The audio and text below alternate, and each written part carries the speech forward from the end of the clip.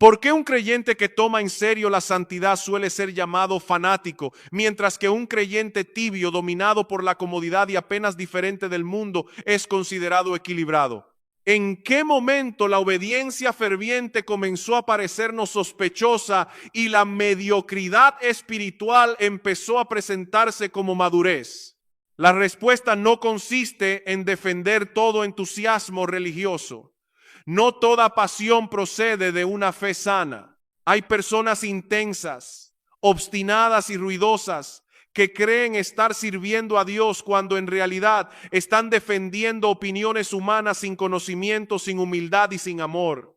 El fanatismo existe y hace daño. Pero existe otro peligro: llamar fanatismo a la piedad verdadera para no tener que enfrentar nuestra propia indiferencia. Pablo escribe en 1 Tesalonicenses 4, contra 1 hasta 2. Os rogamos y exhortamos en el Señor Jesús que de la manera que aprendisteis de nosotros cómo os conviene conduciros y agradar a Dios, abundéis más y más.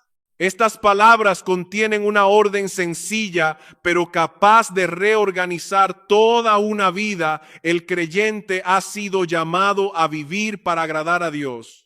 No ocasionalmente, no solo cuando está reunido con la iglesia, no únicamente en aquellas decisiones que parecen religiosas, en todo. Los tesalonicenses ya habían recibido instrucciones acerca de cómo debían andar. Pablo no les presenta una sugerencia reservada para cristianos especialmente comprometidos. Habla de la conducta que corresponde a todo aquel que pertenece al Señor Jesús. Y aunque reconoce que ya estaban viviendo de esa manera, los exhorta a avanzar todavía más. Aquí aparece la diferencia fundamental entre el fanatismo y la piedad.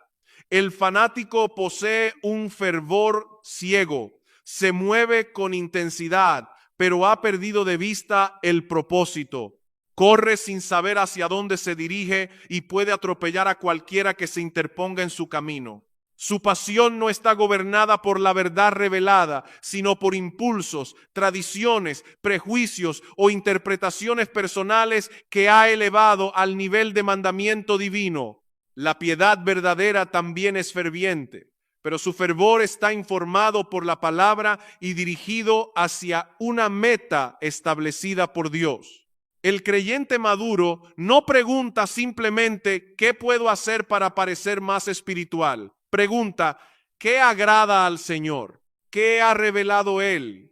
¿Cómo debo pensar, decidir, hablar y relacionarme para honrar al Dios que me llamó? La pasión sin verdad destruye. La verdad sin obediencia endurece. La piedad bíblica une conocimiento, amor y sumisión. Por eso, la pregunta más importante no es ¿cuántos años llevas en la fe? Puedes haberte convertido hace décadas y vivir actualmente por inercia. También puedes haber llegado a Cristo hace pocos meses y haber entendido que tu vida ya no te pertenece. La antigüedad en la iglesia no sustituye la obediencia presente. El creyente que lleva 40 años siguiendo al Señor y el creyente que acaba de comenzar tienen el mismo propósito supremo: vivir de una manera digna del Dios que los llamó a su reino y gloria. Sus conocimientos, experiencias y responsabilidades pueden ser diferentes, pero la dirección es la misma. ¿Y qué significa vivir de una manera digna de Dios? No significa hacernos dignos de su salvación. No significa pagar con obediencia aquello que Cristo compró con su sangre.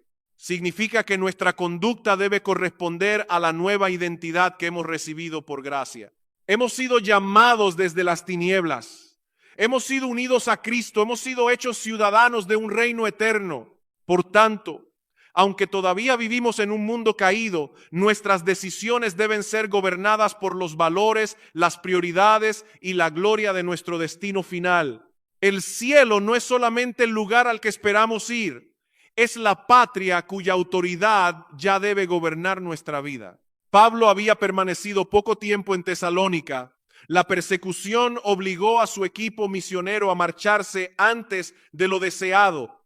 Sin embargo, durante aquellas semanas enseñaron a los nuevos creyentes algo que hoy muchas iglesias tardan años en comunicar.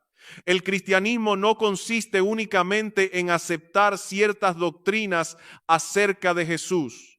Implica aprender a andar delante de Dios.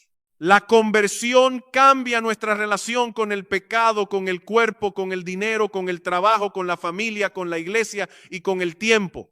Cristo no nos rescata para que continuemos viviendo con el mismo centro, añadiendo unas pocas actividades religiosas. Nos llama a una existencia nueva, orientada hacia el placer de Dios. Pero debemos aclarar cuidadosamente ¿qué significa agradarle? No significa que Dios sea un ser inseguro que necesita nuestros halagos. Tampoco significa que podamos controlar su ánimo mediante rituales. Agradar a Dios es vivir conforme a su voluntad revelada, buscando su gloria y descansando en su gracia. Es desear que nuestras decisiones encuentren su aprobación. Nuestro objetivo no es agradarnos a nosotros mismos. El corazón caído dice: haré aquello que satisfaga mis deseos. El Evangelio nos enseña a preguntar qué honra a Cristo. Nuestro objetivo tampoco es agradar al mundo. Pablo dice en Gálatas que quien vive para recibir la aprobación de los hombres no puede ser siervo de Cristo. Ambas direcciones son incompatibles. No puedes caminar hacia el norte y el sur al mismo tiempo. No puedes hacer de la aceptación social tu tesoro supremo y simultáneamente obedecer fielmente a un Señor cuya palabra contradice los valores de este siglo. Llegará el momento en que tendrás que escoger. Cuando la verdad bíblica resulte impopular, ¿quién gobernará tu conciencia? Cuando obedecer a Cristo amenace tu reputación, ¿qué aprobación será más preciosa para ti? Vivir para agradar a Dios también excluye el cristianismo automático. Es posible asistir al culto, cantar, leer la Biblia, servir e incluso evitar ciertos pecados solamente porque eso es lo esperado dentro de una comunidad cristiana. Exteriormente, la conducta puede parecer correcta, pero el corazón funciona como una máquina religiosa. ¿Por qué has venido a la iglesia? ¿Por qué oras? ¿Por qué intentas obedecer? ¿Porque deseas honrar al Padre o porque quieres conservar una imagen? La misma acción puede brotar de la fe o del legalismo. El legalista cumple para ser aceptado. El creyente obedece porque ya fue aceptado en Cristo. La diferencia no siempre se observa desde fuera, pero Dios la ve. Y esa diferencia nos conduce hacia la pregunta decisiva que debemos responder: ¿puede realmente un pecador agradar a un Dios perfectamente santo o toda nuestra obediencia está condenada a ser rechazada? La respuesta se encuentra en el único hombre que pudo decir sin excepción: yo hago siempre lo que agrada al Padre. Jesucristo es el modelo perfecto de una vida enteramente orientada a agradar al Padre. Él no vivió reaccionando a las expectativas de la multitud, ni buscando la aprobación de los líderes religiosos, ni protegiendo su comodidad. Cada paso, cada palabra y cada decisión estuvieron gobernados por una sola lealtad: hacer la voluntad de aquel que le había enviado. En Juan 8, Jesús declara que el Padre no le había dejado solo porque Él hacía siempre lo que le agradaba. Observa la amplitud de esa afirmación: siempre. No hubo un pensamiento rebelde, una motivación egoísta, ni un instante de independencia pecaminosa. Su obediencia no fue ocasional, fue perfecta. Y esa obediencia alcanzó su expresión más dolorosa en Getsemaní. Ante la copa de la ira divina, Cristo no fingió que el sufrimiento era ligero. Su alma fue profundamente angustiada. Como verdadero hombre, contempló el horror de cargar con el pecado de su pueblo. Sin embargo, su oración terminó sometiendo todo deseo legítimo a la voluntad del Padre: no se haga mi voluntad, sino la tuya. Agradar a Dios puede llevarnos por caminos que no agradan a nuestra carne. Puede significar obedecer cuando preferiríamos escapar, perdonar cuando querríamos devolver la herida, permanecer fieles cuando abandonar parece más sencillo, hablar la verdad cuando el silencio protegería nuestra reputación. En Cristo vemos que agradar al Padre no consiste en buscar una vida sin dolor, sino en estimar su voluntad como más preciosa que nuestra comodidad. Pero inmediatamente alguien podría objetar: eso es posible para Jesús porque Él fue perfecto. Yo soy pecador. ¿Cómo podría una persona como yo agradar a un Dios santo? ¿No dice Isaías que todas nuestras justicias son como trapos contaminados? La pregunta es importante, pero ese texto suele utilizarse fuera de su contexto. Isaías 64 no enseña que toda obra realizada por todo creyente sea necesariamente aborrecible delante de Dios. El profeta denuncia una religiosidad hipócrita, personas que practicaban ritos mientras sus corazones permanecían lejos del Señor, presentando sacrificios conforme a sus propios criterios y tratando de comprar el favor divino. Ese es el problema del legalismo. El legalista intenta utilizar sus obras como moneda, piensa que puede acumular méritos, compensar su culpa y obligar a Dios a aceptarlo. En ese sentido, incluso sus actos religiosos son impuros porque no nacen de la fe ni buscan la gloria divina. Son una forma refinada de orgullo. Cuando una persona intenta ganarse el cielo mediante su conducta, debemos decirle con claridad que sus obras no pueden salvarla. Ninguna cantidad de generosidad, disciplina, servicio, oración o sacrificio puede borrar un solo pecado. La justicia humana no puede soportar el juicio de un Dios absolutamente santo, pero esa no es toda la historia. En el mismo contexto de Isaías se habla de quienes practican justicia, recuerdan los caminos de Dios y esperan en Él. No confían en sus rituales para comprar su aceptación. Esperan en la misericordia del Señor. Por eso no podemos tomar una denuncia contra la justicia propia y convertirla en una negación de que Dios se agrada de la obediencia de sus hijos. Existe una diferencia inmensa entre intentar agradar a Dios para ser justificado y agradarle porque ya hemos sido justificados. El incrédulo dice: obedeceré para que Dios me reciba. El cristiano dice: obedeceré porque Dios ya me recibió en su Hijo. Efesios 2 enseña que somos salvos por gracia mediante la fe, no por obras, para que nadie se gloríe. Pero el mismo pasaje añade que somos hechura de Dios, creados en Cristo Jesús para buenas obras que Él preparó de antemano. La gracia que excluye las obras como fundamento de la salvación, las establece como fruto de la salvación. No somos salvados por obedecer, somos salvados para obedecer. Y aún esa obediencia depende de la misma gracia que nos rescató. Pablo pudo trabajar, sufrir y servir abundantemente, pero confesó que todo era resultado de la gracia de Dios operando en él. La gracia no es solamente la puerta por la que entramos en la vida cristiana, es el poder por el que caminamos cada día. Esto debe corregir dos errores frecuentes. El primero dice: como soy salvo por gracia, mi obediencia no importa, pero una gracia que no transforma no es la gracia bíblica. Cristo no murió solamente para librarnos de la condenación del pecado, sino también de su dominio. El Espíritu Santo no entra en la vida del creyente para dejar intactos sus afectos, prioridades y hábitos. El segundo error dice: Dios nunca puede sentirse agradado conmigo porque mi obediencia sigue siendo imperfecta. Esa idea puede parecer humilde, pero termina negando lo que Cristo y su Espíritu hacen en nosotros. El creyente verdadero todavía lucha con el pecado, pero ya no está solo ni depende de sus propias fuerzas. Hebreos 13 presenta esta verdad con extraordinaria belleza. El Dios de paz, que levantó de los muertos a nuestro Señor Jesús, el gran pastor de las ovejas, equipa a su pueblo para hacer su voluntad y obra en ellos aquello que resulta agradable delante de Él por medio de Jesucristo. Dios nos manda agradarle y al mismo tiempo produce en nosotros aquello que le agrada. No se trata de una contradicción. Es el misterio de la gracia operando dentro de la responsabilidad humana. Nosotros creemos, obedecemos, luchamos y servimos. Pero detrás de todo acto verdadero de fe está el Espíritu fortaleciendo, inclinando el corazón y sosteniendo la voluntad.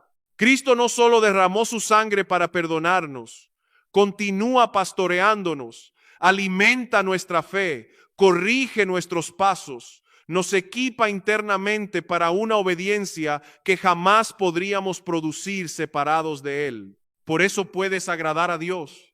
No porque tu vida haya alcanzado perfección, no porque tu obediencia carezca de manchas. Puedes agradarle porque estás unido a Cristo, dependes de su Espíritu y tus obras son recibidas a través de la justicia perfecta del Hijo. La pregunta ya no es si un creyente puede agradar a Dios. La pregunta es si estás viviendo conscientemente para hacerlo o si tu cristianismo ha caído en la rutina de quien cumple deberes sin mirar el rostro del Padre. Y para responder con honestidad tendremos que examinar la diferencia entre obedecer como un hijo agradecido y actuar como un religioso que simplemente cumple con su obligación. La vida cristiana puede conservar una forma correcta y sin embargo perder el corazón que debe animarla. Podemos asistir, cantar, servir, leer y evitar determinados pecados mientras todo funciona por costumbre. Cumplimos porque así se espera de nosotros. Nos movemos dentro de una rutina religiosa que ya no nace del deseo consciente de agradar al Padre. Ese peligro es más serio de lo que parece. La obediencia cristiana no consiste solamente en hacer lo correcto. También importa por qué lo hacemos, en quién confiamos mientras lo hacemos y para quién lo hacemos. Dios no recibe nuestras obras como un supervisor distante que únicamente revisa si la tarea fue completada. Él mira el corazón de hijos redimidos y se agrada cuando responden a su gracia con fe, amor y dependencia. Imagina a un esposo que el día de su aniversario entrega flores a su mujer. Ella se alegra y le da las gracias, pero él responde con frialdad: no te emociones, simplemente cumplí con mi deber. El ramo sigue siendo bonito, pero algo esencial se ha perdido. Lo que la esposa deseaba no era solamente el objeto, sino el amor expresado mediante aquel gesto. Por supuesto, ninguna relación humana puede compararse plenamente con nuestra relación con Dios. Él no depende emocionalmente de nosotros, ni necesita que llenemos alguna carencia en su ser. Pero la ilustración nos ayuda a comprender una verdad. El Señor no quiere que vivamos delante de Él como empleados que completan mecánicamente una lista. Quiere el corazón porque ya nos ha dado el suyo en Cristo. ¿Lees la Biblia simplemente para poder decir que has cumplido? ¿Oras como quien marca una casilla? ¿Vienes a la congregación sin pensar en el privilegio de adorar con el pueblo que Cristo compró? ¿Sirves mientras interiormente alimentas resentimiento porque nadie reconoce tu esfuerzo? La rutina no siempre es enemiga de la piedad. Los hábitos santos son necesarios. Oramos incluso cuando no sentimos deseos intensos. Leemos la Escritura cuando la mente está cansada. Nos congregamos aunque la semana haya sido difícil. La madurez no consiste en obedecer únicamente cuando sentimos entusiasmo. Pero existe una diferencia entre la disciplina sostenida por la fe y la actividad vacía de quien ha olvidado a Dios.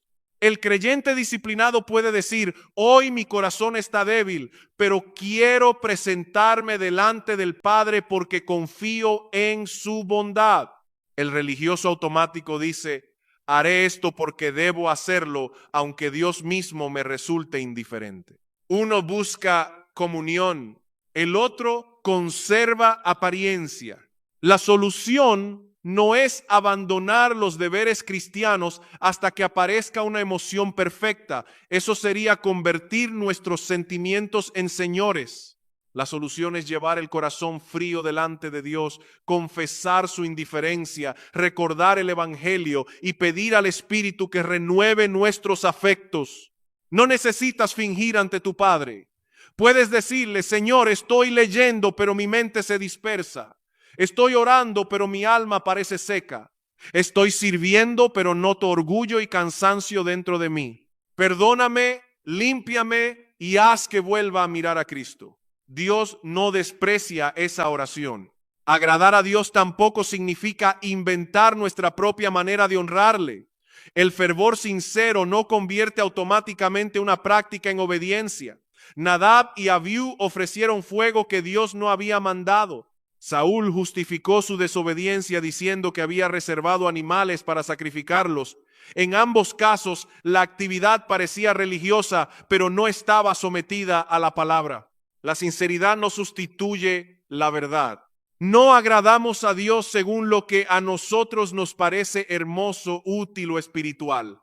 Le agradamos conforme a lo que Él ha revelado. Por eso necesitamos conocer la Escritura. Una persona puede estar muy entusiasmada y caminar en dirección equivocada. La pasión debe ser iluminada, corregida y gobernada por la voz de Dios. Entonces, ¿cómo se expresa concretamente una vida que agrada al Señor? Pablo no deja la respuesta en el terreno de las ideas generales. En el resto de 1 Tesalonicenses 4 lleva esta verdad a zonas muy específicas de la vida. Habla de pureza sexual, amor entre hermanos y responsabilidad en el trabajo. Es decir, agradar a Dios toca el cuerpo, las relaciones y las tareas ordinarias. Esto corrige la idea de que solo agradamos a Dios en momentos extraordinariamente religiosos. Podemos pensar que el Señor se agrada cuando predicamos, cantamos o participamos en una actividad de la iglesia, pero que muestra poco interés por la manera en que trabajamos, tratamos a la familia o usamos el cuerpo. Pablo destruye esa separación. Dios se interesa por la forma en que miras a otras personas. Le importa lo que haces en secreto con tu sexualidad. Le importa si amas a tus hermanos o solamente los toleras. Le importa si cumples tus responsabilidades laborales con honestidad o si trabajas únicamente cuando alguien observa. Toda la vida ocurre delante de Él. La pureza sexual agrada a Dios porque nuestro cuerpo pertenece a Cristo. No hemos sido comprados para seguir utilizando los miembros del cuerpo como instrumentos de impureza. En una cultura que presenta el deseo como autoridad suprema, el creyente recuerda que no todo lo que siente debe ser obedecido. El cuerpo no es un Dios, es un don que debe ser consagrado. El amor fraternal agrada a Dios porque revela el carácter de su Hijo. Es fácil afirmar que amamos a la iglesia en términos abstractos. Lo difícil es amar al hermano concreto, el que piensa de manera distinta, el que habla demasiado, el que nos decepciona o el que necesita más paciencia de la que queremos ofrecer. El amor bíblico no es una emoción vaga. Busca el bien del otro. Soporta, sirve, corrige con mansedumbre y perdona como Cristo perdonó. Y la responsabilidad en el trabajo agrada a Dios porque el creyente no trabaja únicamente delante de un jefe humano. Sea cual sea su oficio, sirve bajo la mirada del Señor. La puntualidad, la honestidad, el esfuerzo y la integridad pueden convertirse en actos de adoración. Tal vez tu trabajo parece insignificante, quizá nadie te felicita, quizá realizas tareas repetitivas que otros apenas perciben, pero si las haces con fidelidad, como para Cristo, tu vida ordinaria puede agradar al Rey del universo. Aquí comienza a abrirse una visión mucho más amplia. Agradar a Dios no es un compartimento de la existencia. Es la dirección que debe gobernarlo todo. La forma en que sufrimos, agradecemos, conocemos al Señor, servimos al débil y renunciamos a nuestra libertad por amor, también puede encontrar la aprobación del Padre. Y eso nos llevará a descubrir que incluso en los días de presión, cuando querríamos escapar, el creyente puede ofrecer a Dios algo profundamente agradable, una fe que permanece no porque sea fuerte en sí misma, sino porque se apoya en Cristo. Pablo ora en Colosenses para que los creyentes sean llenos del conocimiento de la voluntad de Dios con toda sabiduría e inteligencia espiritual, a fin de que anden como es digno del Señor, agradándole en todo. no en algunas zonas cuidadosamente seleccionadas, no solo cuando la obediencia coincide con sus preferencias, en todo. La expresión es deliberadamente amplia. Dios no reclama únicamente el domingo, la oración familiar o el tiempo devocional. Reclama también la conversación que nadie escucha, la reacción ante una ofensa, el uso del dinero, la manera de trabajar, el modo de soportar una enfermedad y la actitud que adoptamos cuando nuestros planes se derrumban. La vida cristiana no consiste en ofrecer a Dios unas horas religiosas mientras conservamos el resto para nosotros. Pablo menciona, en primer lugar, una vida que lleva fruto en toda buena obra. Ese fruto no es una exhibición externa destinada a impresionar a otros. Es la evidencia de que el Espíritu Santo está formando en nosotros el carácter de Cristo, amor en lugar de egoísmo, paciencia en lugar de irritación, dominio propio en lugar de esclavitud a los impulsos, bondad en lugar de dureza. Dios se agrada cuando ve al Hijo reflejado en sus hijos. Quizá tú desearías realizar algo extraordinario para el Señor, pero estás pasando por alto los lugares ordinarios donde Él quiere producir fruto. Quieres una gran oportunidad de servir, pero respondes con impaciencia en casa. Sueñas con hablar a multitudes, pero no escuchas con amor a la persona que tienes delante. Deseas una misión visible, pero descuidas la fidelidad silenciosa. El fruto verdadero suele crecer sin ruido. Pablo añade que una vida agradable a Dios crece en el conocimiento de Él. No habla simplemente de acumular datos teológicos. Podemos conocer términos, sistemas doctrinales, fechas y argumentos sin conocer verdaderamente al Señor. Una persona puede leer una biografía detallada de alguien y aprender mucho acerca de su vida sin haber mantenido nunca una relación con Él. Así también es posible poseer información acerca de Dios y permanecer lejos de Dios. El conocimiento bíblico debe conducir a comunión, reverencia, confianza y obediencia. Cuanto más conocemos su santidad, más seriamente tratamos el pecado. Cuanto más comprendemos su soberanía, menos nos entregamos a la ansiedad. Cuanto más contemplamos su gracia en Cristo, menos intentamos construir nuestra propia justicia.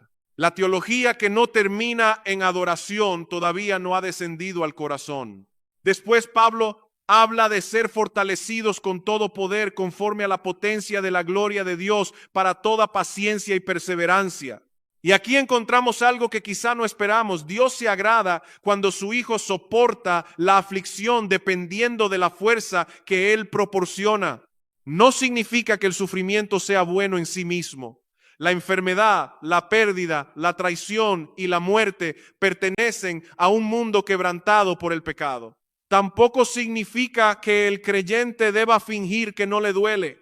Los salmos están llenos de lágrimas, preguntas y clamores. Pero en medio del dolor puede surgir algo precioso delante de Dios, una fe que se niega a abandonar al Padre. Hay momentos en que querríamos escapar. La presión se vuelve intensa, la mente se llena de pensamientos pesados y el corazón pregunta cuánto tiempo podrá resistir. En esos días, la obediencia quizá no consiste en realizar una hazaña visible. Puede consistir simplemente en permanecer, levantarse una mañana más, orar sin sentir alivio inmediato, rechazar la amargura, seguir creyendo que Dios es bueno cuando su providencia resulta difícil de comprender. Eso agrada al Señor.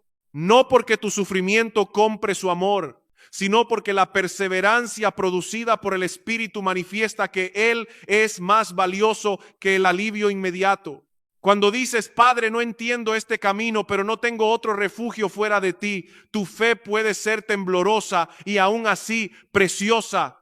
La fe no agrada a Dios porque nunca tiemble, le agrada porque aún temblando se aferra a Cristo. Pablo continúa hablando de una vida gozosa y agradecida.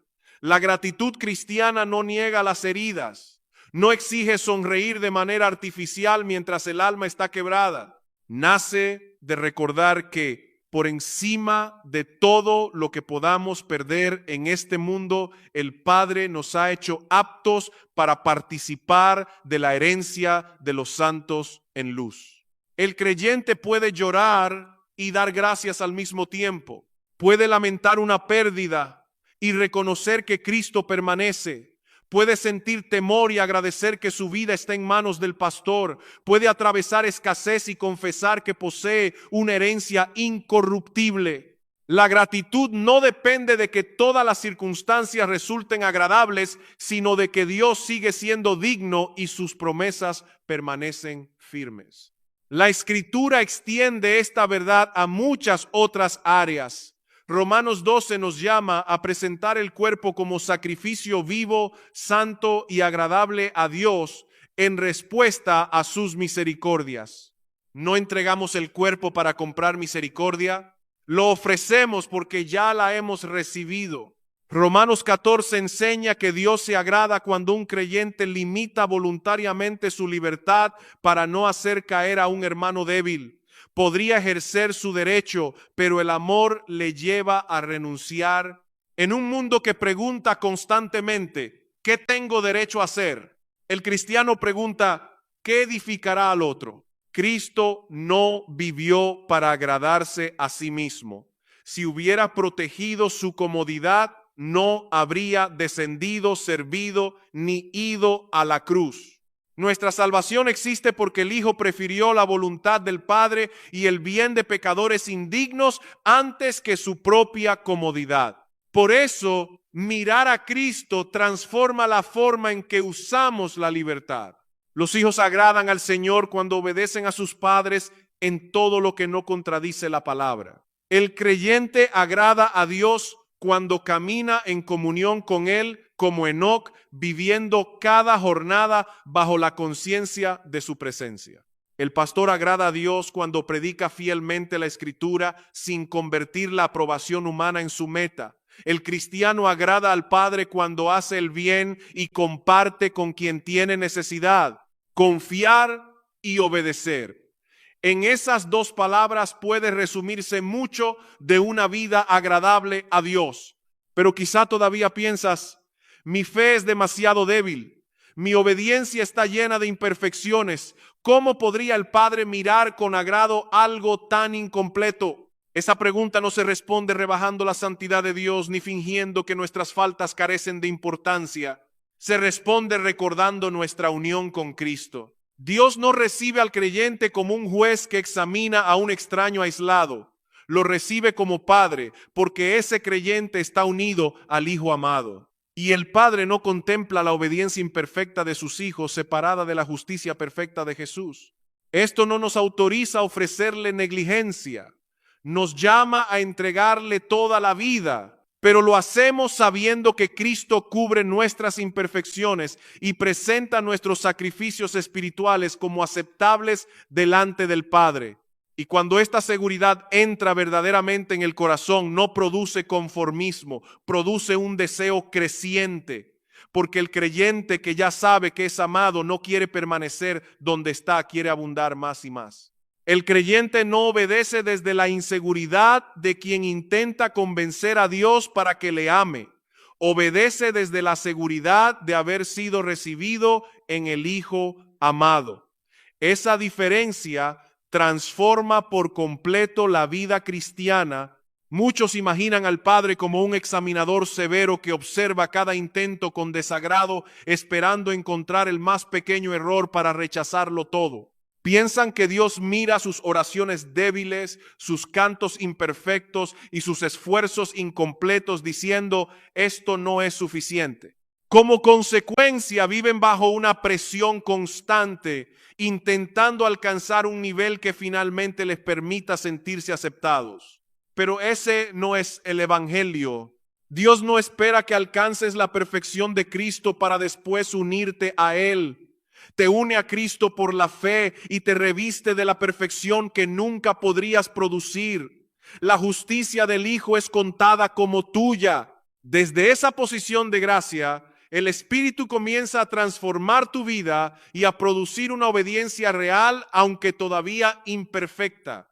Un buen padre no desprecia el dibujo que su hija pequeña le entrega porque las líneas no sean rectas o porque haya escrito una palabra con errores. Se alegra porque reconoce el amor que se expresa en aquel regalo. No confunde la imperfección de la obra con falta de valor en la relación. De manera infinitamente más santa y profunda, el Padre recibe los sacrificios espirituales de sus hijos por medio de Jesucristo. Pedro enseña que ofrecemos sacrificios aceptables a Dios a través de él. La aceptación no descansa en la perfección del sacrificio, sino en la perfección del mediador. Quizá cantas y tu voz no es hermosa. Quizá oras y te cuesta ordenar las palabras. Tal vez intentas explicar el evangelio y después recuerdas todo lo que podrías haber dicho mejor.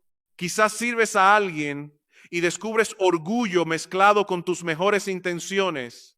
No uses esas imperfecciones como excusa para dejar de obedecer. Confiesa el pecado que encuentres, pide ayuda, aprende, corrige lo que sea necesario. Pero recuerda que Cristo purifica aquello que sus hijos ofrecen con fe. Tu Padre no escucha tu oración separada de la intercesión de su Hijo.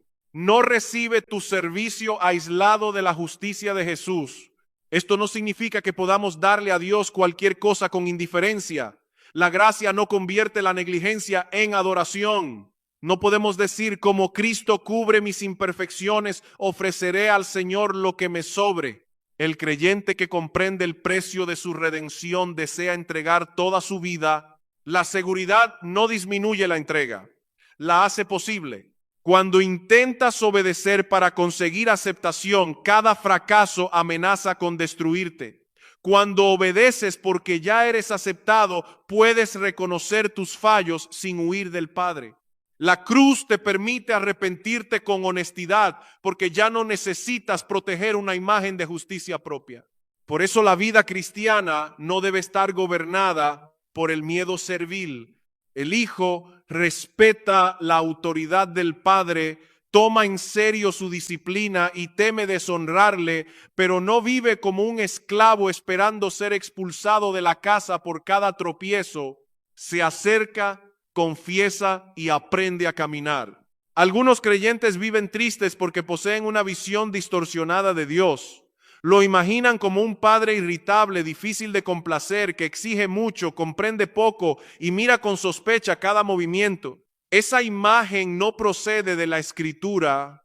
El Dios santo que aborrece el pecado es también el Padre que dio a su propio Hijo para salvar a pecadores y que ahora trabaja en ellos para producir lo que le agrada.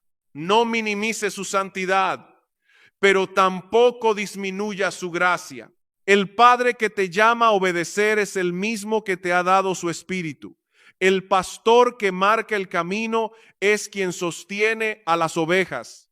Cristo no se limita a señalar desde lejos el nivel que debes alcanzar. Camina contigo, alimenta tu fe, corrige tu extravío y te fortalece cuando las piernas espirituales tiemblan. Por eso Pablo no dice a los tesalonicenses, habéis fracasado completamente, empezad de nuevo. Reconoce que ya están caminando de una manera agradable a Dios, pero inmediatamente añade, abundad más y más.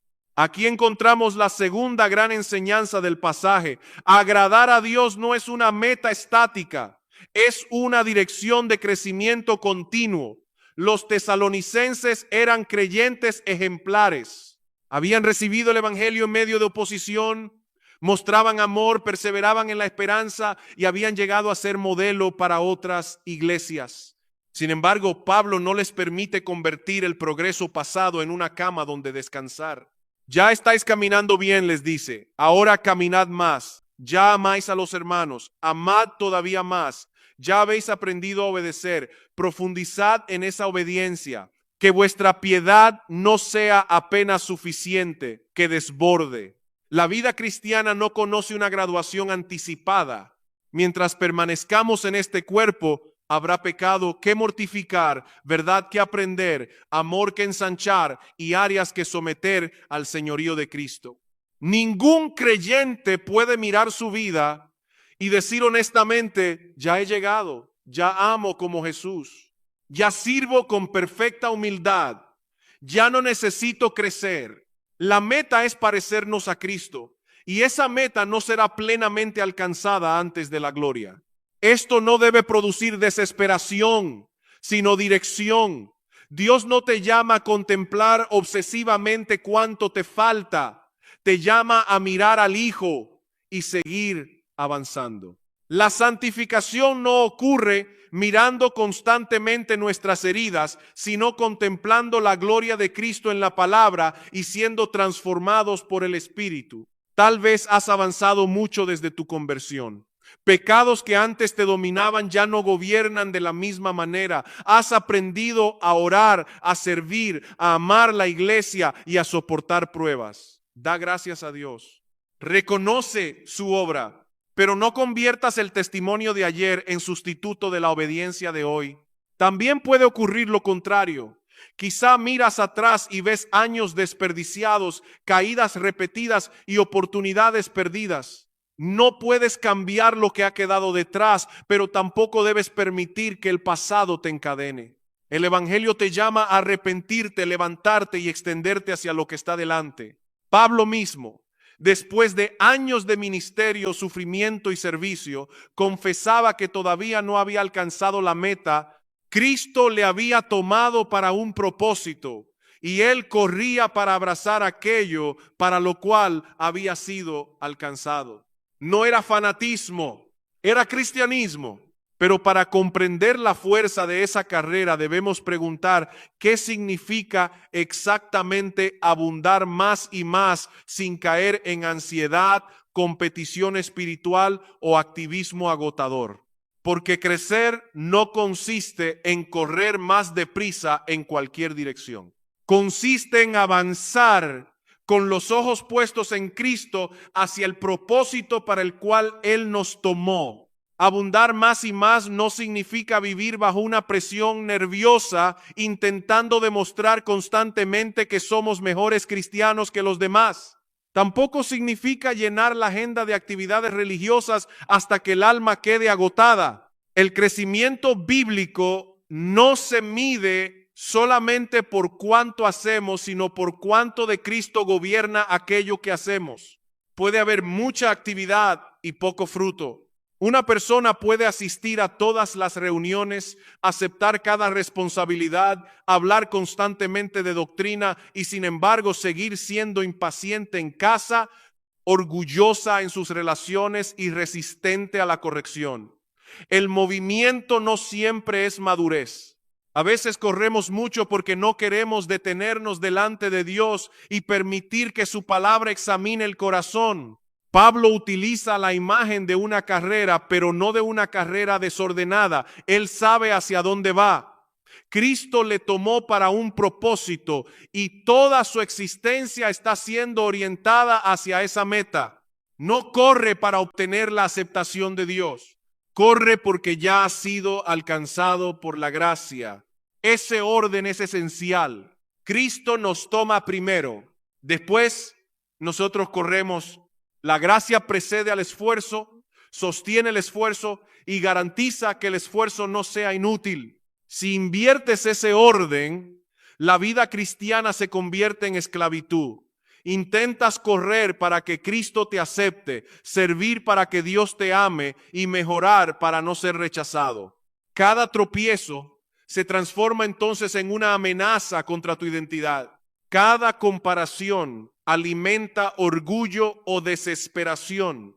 Pero Pablo corre desde una posición segura. Cristo ya le ha tomado. El apóstol no está intentando convencer al Salvador para que lo quiera. Está respondiendo al amor de aquel que lo buscó cuando era enemigo, lo derribó en su rebelión y lo llamó a servir. La santificación es la respuesta de un redimido, no el precio de su redención. Por eso Pablo puede olvidar lo que queda atrás. Eso incluye tanto sus fracasos como sus logros. Había perseguido a la iglesia y nunca podía tratar ese pecado con ligereza. Pero tampoco permitía que la culpa de un pasado perdonado paralizara su obediencia presente. Cristo había pagado. El apóstol podía arrepentirse profundamente sin intentar pagar de nuevo una deuda cancelada. Tal vez tú continúas mirando una caída que ya confesaste. Sabes intelectualmente que Cristo perdona, pero sigues castigándote como si tu sufrimiento pudiera añadir algo a la cruz. Cada vez que intentas avanzar, una voz te recuerda quién fuiste, lo que hiciste y cuánto daño causaste. No confundas arrepentimiento con incredulidad disfrazada de humildad. El arrepentimiento acepta el veredicto de Dios sobre el pecado, pero también acepta su promesa de perdón en Cristo. La falsa humildad dice: mi pecado es demasiado grande para que la sangre de Jesús sea suficiente. Eso no honra la cruz, la disminuye.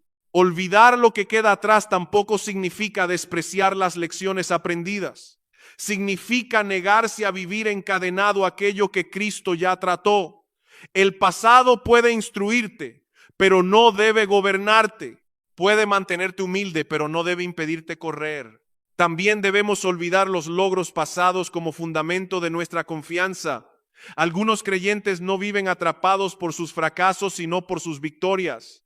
Hablan constantemente de lo que hicieron hace 10, 20 o 30 años. Recuerdan una temporada de fervor, un ministerio fructífero, una disciplina que antes mantenían o una experiencia espiritual intensa. Pero el maná de ayer no alimenta la obediencia de hoy. Dios merece nuestra fidelidad presente. No basta con haber corrido bien en otra etapa. No basta con haber amado, servido, sacrificado en el pasado. La pregunta es: ¿estás avanzando ahora?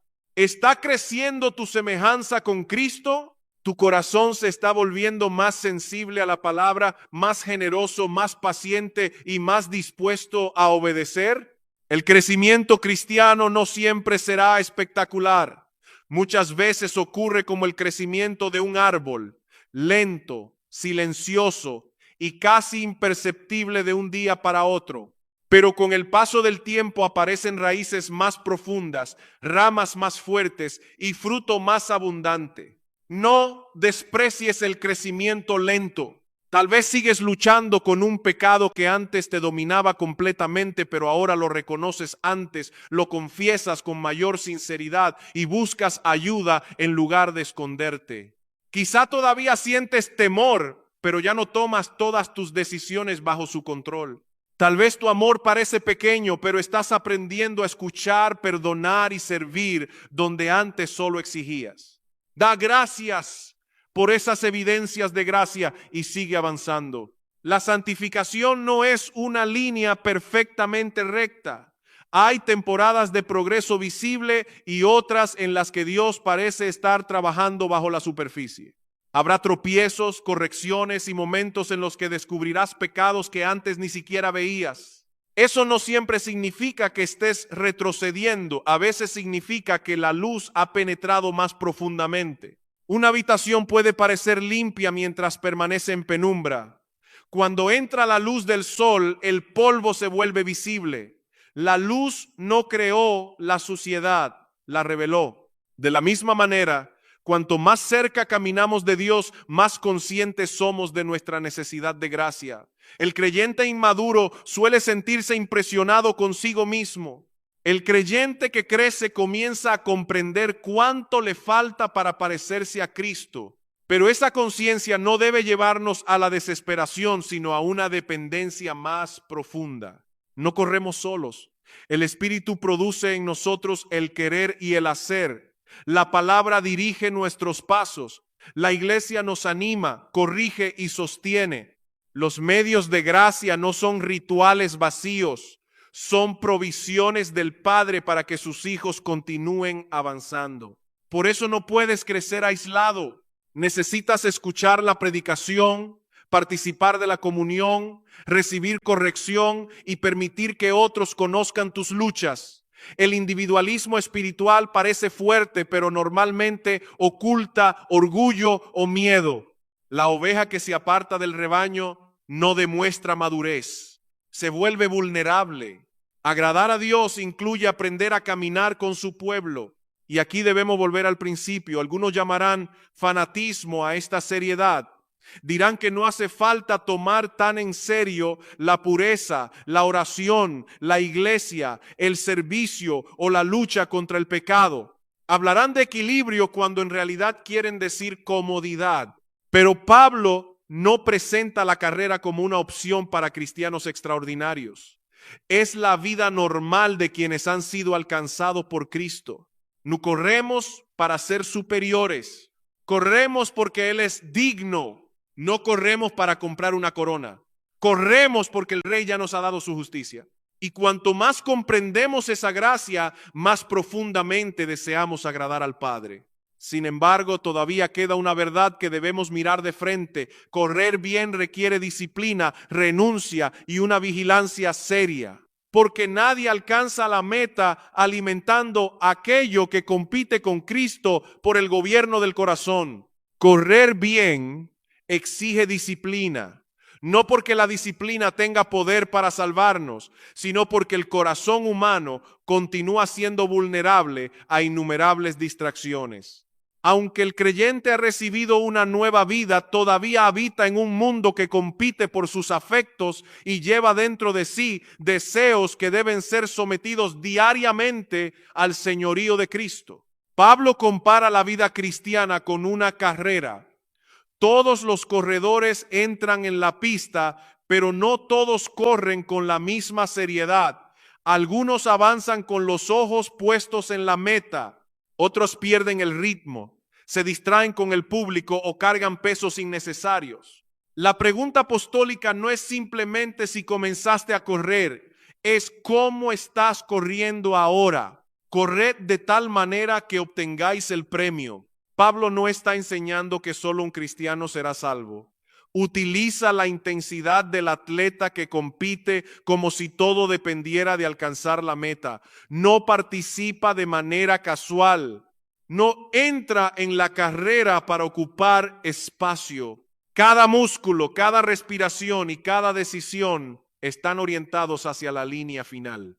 Así debe ser la vida cristiana. No significa que todos tengamos el mismo temperamento, la misma energía física, ni los mismos dones. Algunos creyentes son expresivos, otros son silenciosos. Algunos pueden asumir muchas responsabilidades. Otros sirven fielmente dentro de límites impuestos por la edad, la enfermedad o las circunstancias. La seriedad espiritual no se mide por el volumen de la voz ni por la cantidad de actividades. Se mide por la dirección del corazón. ¿Estás utilizando lo que Dios te ha dado para agradarle? ¿Tratas el pecado como un enemigo o como una mascota que mantienes escondida? ¿Tomas decisiones pensando en la gloria de Cristo o solo en evitar consecuencias incómodas? ¿Te estás acercando al Señor o simplemente conservas una identidad religiosa? La disciplina cristiana comienza identificando aquello que entorpece la carrera. No todo peso es necesariamente un pecado. Hay actividades legítimas, entretenimientos permitidos y responsabilidades buenas que pueden ocupar un lugar desproporcionado. Algo puede no ser malo en sí mismo y sin embargo estar debilitando tu hambre por Dios. La pregunta madura no es únicamente ¿está prohibido? También pregunta, ¿me ayuda a correr? ¿Fortalece mi comunión con Cristo? ¿Me hace más disponible para amar, servir y obedecer? ¿O consume mi mente, domina mi tiempo y enfría mis afectos? El creyente no organiza su vida buscando acercarse todo lo posible al pecado sin cruzar una línea visible. Busca eliminar aquello que impide una obediencia más libre. La santidad no es el arte de calcular cuánto mundo podemos conservar. Es el deseo de pertenecer enteramente a Cristo. Pero debemos evitar otro error. La disciplina no consiste en maltratar el cuerpo, inventar reglas que Dios no ha dado o medir la espiritualidad según privaciones externas. El fanático puede ser muy disciplinado y seguir corriendo en dirección equivocada. Puede ayunar para ser admirado, defender tradiciones humanas como mandamientos divinos y juzgar a otros mediante normas que la Escritura nunca estableció. El esfuerzo no santifica automáticamente una práctica. Por eso la disciplina debe estar gobernada por la palabra, alimentada por la gracia y orientada hacia Cristo. No hacemos morir el pecado para demostrar que somos fuertes. Lo hacemos porque el pecado deshonra al Salvador que nos compró. No cultivamos hábitos santos para construir una reputación. Los cultivamos porque deseamos conocer y agradar al Padre. Pablo mismo reconoce que disciplina su vida para no quedar descalificado después de haber predicado a otros. No habla como un hombre inseguro acerca de la fidelidad de Cristo. Habla como alguien que entiende que una profesión externa, incluso acompañada de ministerio público, no debe convertirse en motivo de presunción. Es posible predicar a otros y descuidar el alma. Es posible enseñar doctrina correcta y tolerar pecados secretos. Es posible ser admirado por la iglesia y estar corriendo lejos de Dios. Por eso nadie debe pensar que su cargo, conocimiento o antigüedad garantiza automáticamente madurez espiritual. Los pastores necesitan vigilar. Los maestros necesitan arrepentirse. Los creyentes con décadas en la fe necesitan seguir examinándose. La carrera no se completa por haber comenzado bien ni por haber ayudado a otros a correr. Esta advertencia no pretende sembrar una ansiedad enfermiza en el Hijo sincero de Dios. Su propósito es despertarnos de la presunción. La seguridad bíblica descansa en Cristo y produce perseverancia. La falsa seguridad descansa en una experiencia pasada mientras el corazón se aleja progresivamente del Señor. Una cosa es luchar con debilidad y otra muy distinta, abandonar la lucha. El creyente verdadero puede caer, pero no encuentra paz lejos de Cristo. El espíritu le incomoda, la palabra le confronta y la disciplina del Padre le hace volver. Puede atravesar temporadas oscuras, pero no puede convertir la rebelión en su hogar definitivo. Por eso debes correr con vigilancia, pero también con esperanza. El mismo Cristo que te llama a perseverar es quien intercede por ti. El mismo Espíritu que revela tus pecados produce el deseo de abandonarlos. El mismo Padre que corrige es quien prometió completar la obra que comenzó. No estás corriendo para conseguir que Dios sea tu Padre. Corres porque en Cristo ya lo es. Entonces, ¿es fanatismo tomar en serio esta carrera? ¿Es fanatismo ordenar la vida alrededor de la voluntad de Dios, luchar contra el pecado, amar la iglesia, buscar a Cristo y extenderse hacia una santidad mayor? No, eso es cristianismo sin adjetivos. El problema es que una iglesia acostumbrada a la tibieza puede considerar extremo todo lo que supere su propia comodidad. El creyente que perdona de verdad parece ingenuo. El joven que guarda su pureza parece exagerado.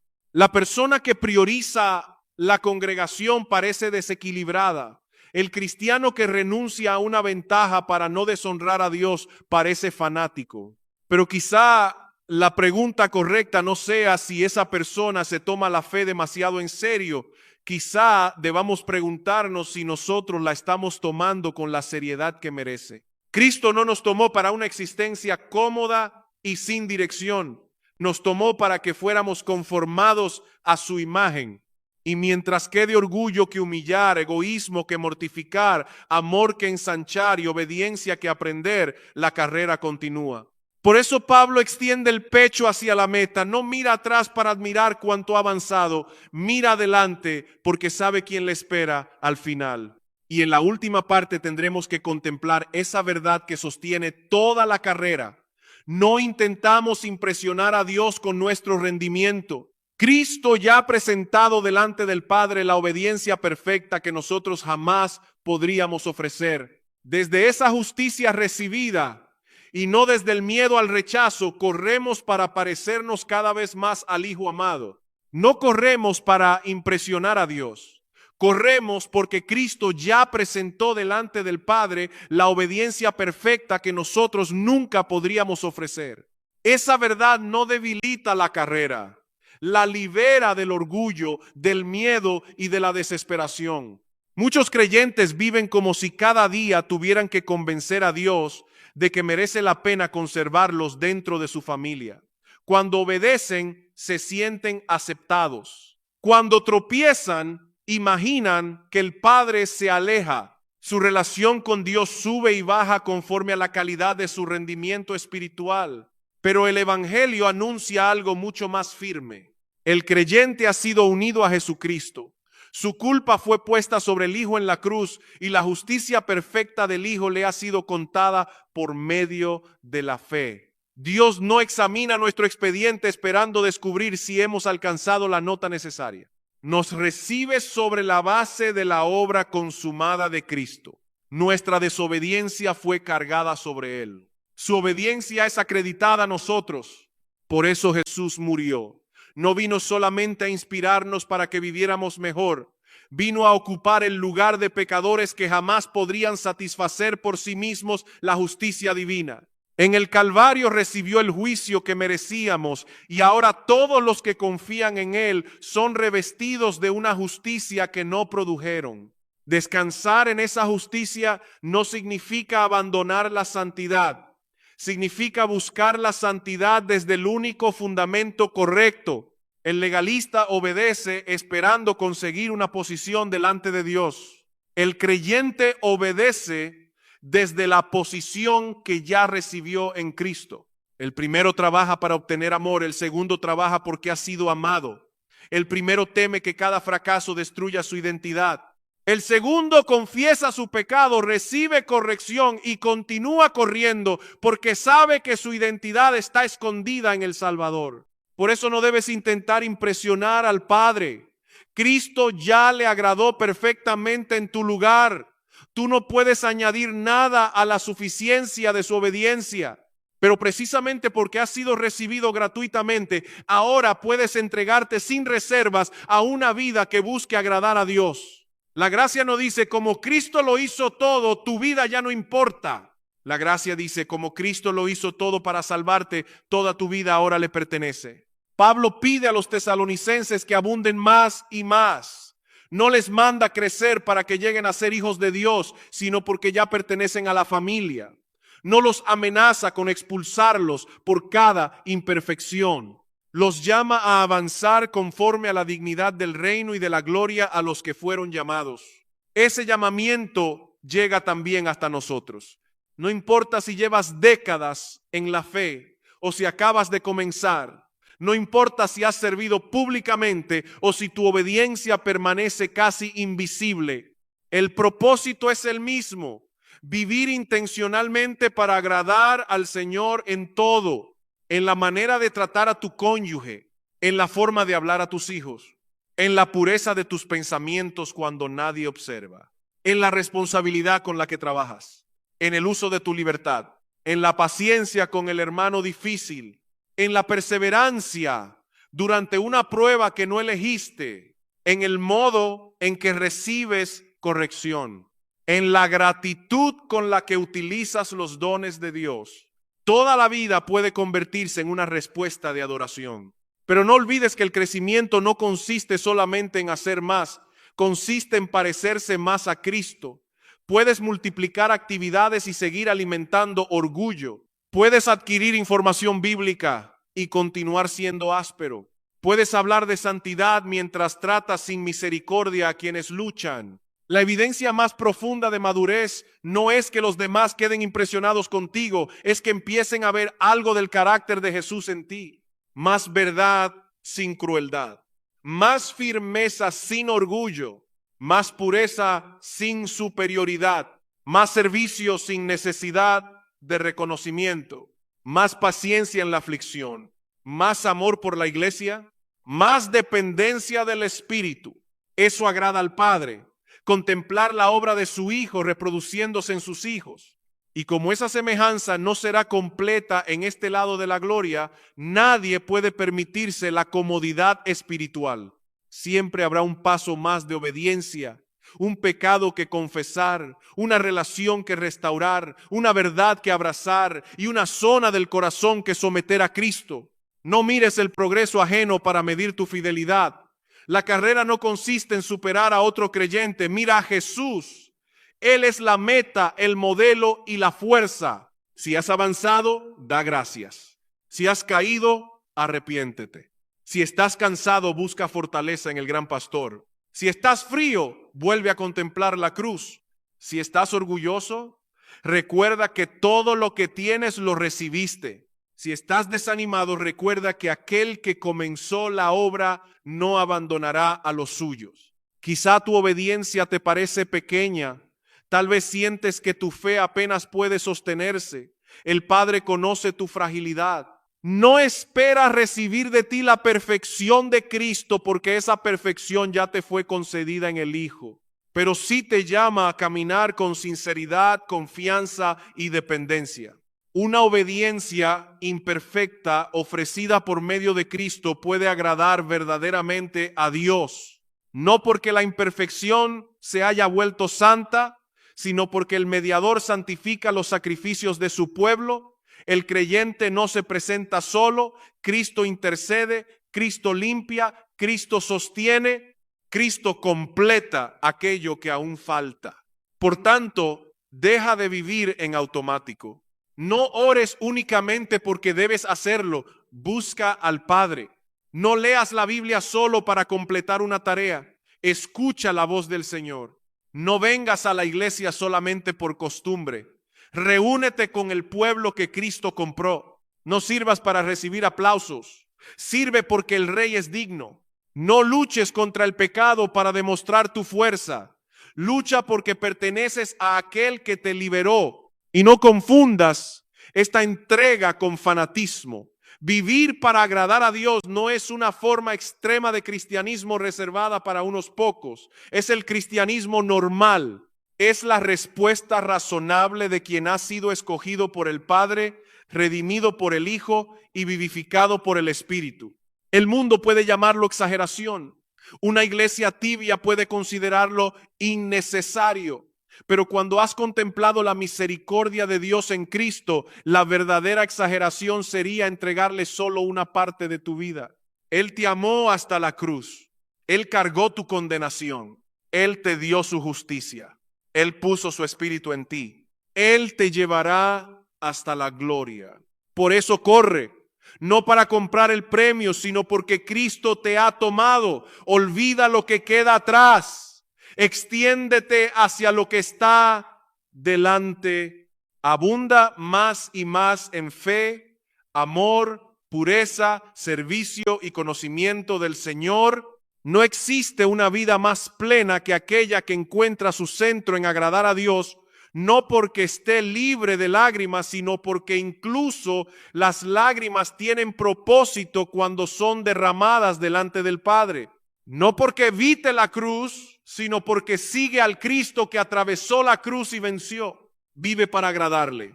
Y cuando tropieces, vuelve a Cristo. Cuando avances, da gloria a Cristo. Cuando llegues a la meta, descubrirás que fue Cristo quien te sostuvo durante todo el camino. This world is endless, so wide, so far, but somehow I'm still lost in you.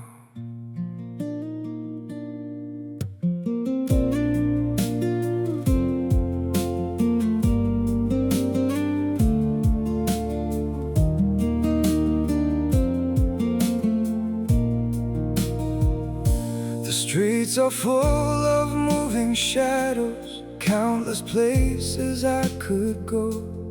City shining, people passing, yet I still feel so alone. Every road keeps leading nowhere, every sky feels cold and blue. In this world so vast and open, I'm still lost in missing you. The world is wide, so wide before me, but I keep losing my way. Somewhere in the endless distance, your memory makes me stay. The world moves on without